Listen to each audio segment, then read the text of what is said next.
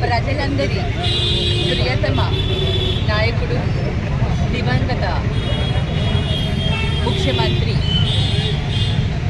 YS Rajasekhara Reddy గారి జయంతి. మరి అంతటి మహనీయుడి జయంతి జరపడం చాలా సంతోషం. ప్రతి ఒక్కరి గుండెల్లో శాశ్వతంగా అమరుడై ఉన్న వైఎస్ రాజశేఖర రెడ్డి గారికి ఇవాళ మేమందరం కూడా నివాళులు అర్పిస్తున్నాం. మనందరికీ తెలుసు, సమైక్య యునైటెడ్ ఆంధ్రప్రదేశ్లో ఆయన ప్రభుత్వంలోకి రాగానే పాదయాత్రలో ఎన్ని కష్టాలు ప్రజలు అనుభవిస్తున్నారో చూసి ఒక ఐకానిక్ స్కీమ్స్ని తీసుకురావడం జరిగింది. ఎవ్వరూ కూడా ఆలోచించనంత విధంగా ఆరోగ్యశ్రీ, అది అసలు ఆరోగ్యశ్రీ ఎవరు కూడా ఏ పొలిటీషియన్కి కూడా కట్టని ఒక ఆలోచన ఆయనలో వచ్చింది. ఇది ఒక మనసున్న వ్యక్తి, ఒక మనసున్న డాక్టర్ కాబట్టి ఆయన ఆ ఆరోగ్యశ్రీని తీసుకురావడం, పేద ప్రజలకు అందరికీ కూడా మంచి కార్పొరేట్ వైద్యాన్ని అందించడం, అది చేయడమే కాకుండా పేద విద్యార్థులు విద్యకు దూరం కాకూడదని చెప్పి వాళ్ళందరికీ కూడా ఫీజు రియంబర్స్మెంట్ తీసుకుని వచ్చి ఎంతోమంది డాక్టర్స్ని, ఇంజనీర్స్ని, ప్రొఫెషనల్స్గా ఉన్న వాళ్ళందరినీ కూడా ప్రొఫెషనల్స్గా తయారు చేసి సమాజానికి అందించిన గొప్ప వ్యక్తి మన వైఎస్ రాజశేఖర రెడ్డి గారు. మరి అంతటి మహనీయుడు ఎప్పుడూ శాశ్వతంగా ప్రజల్లో ఉండిపోయాడు.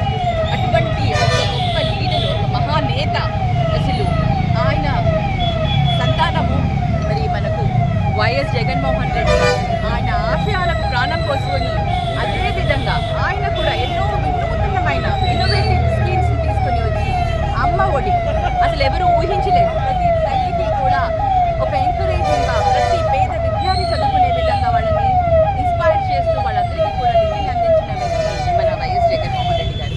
మరి తండ్రిని మించిన తనయుడు కావాలని, పేద ప్రజలలో ఎప్పుడు ఉండాలని తండ్రి అడుగుజాడల్లో నడుస్తూ ముందుకు వెళ్తున్న జగన్మోహన్ రెడ్డి అన్న కూడా ఎప్పుడూ తండ్రి దేవుడి ఆశీస్సులు ఉంటాయి. మరి ఈరోజు చాలా సంతోషంగా ఉంది. అందరం కార్యకర్తలు అందరం కలిసి వైఎస్ రాజశేఖర రెడ్డి గారికి, దివంగత నేత వైఎస్ రాజశేఖర రెడ్డి గారికి నివాళులు అర్పించుకోవడం చాలా సంతోషంగా ఉంది. మరి ఇవాళ ఆయనకు గుర్తుగా మేము చేస్తున్న కార్యక్రమాలు హాస్పిటల్లో పాలు, పళ్ళు, బ్రెడ్ ఇవన్నీ కూడా అందించడం, పేద విద్యార్థులు ఎవరైతే బీసీ హాస్టల్లో ఉన్న 11th and 12th అంటే ఇంటర్ విద్యార్థులకు అక్కడ వాళ్ళకి బెడ్షీట్స్ లేవని అంటే వాళ్ళకి బెడ్షీట్స్ అందించడం, అలాగే విశ్వ హిందూ పరిషత్ వాళ్ళ పిల్లలు అక్కడ కూడా స్కూల్లో పిల్లలకి బుక్స్ అందించడం, ఇలాంటి కొన్ని కార్యక్రమాలు చేస్తున్నాము. రక్తదానం అవన్నీ కూడా డిస్ట్రిక్ట్లో అవుతున్నాయి కాబట్టి ఇక్కడ ఈ కార్యక్రమాలు చేపట్టడం జరుగుతుంది.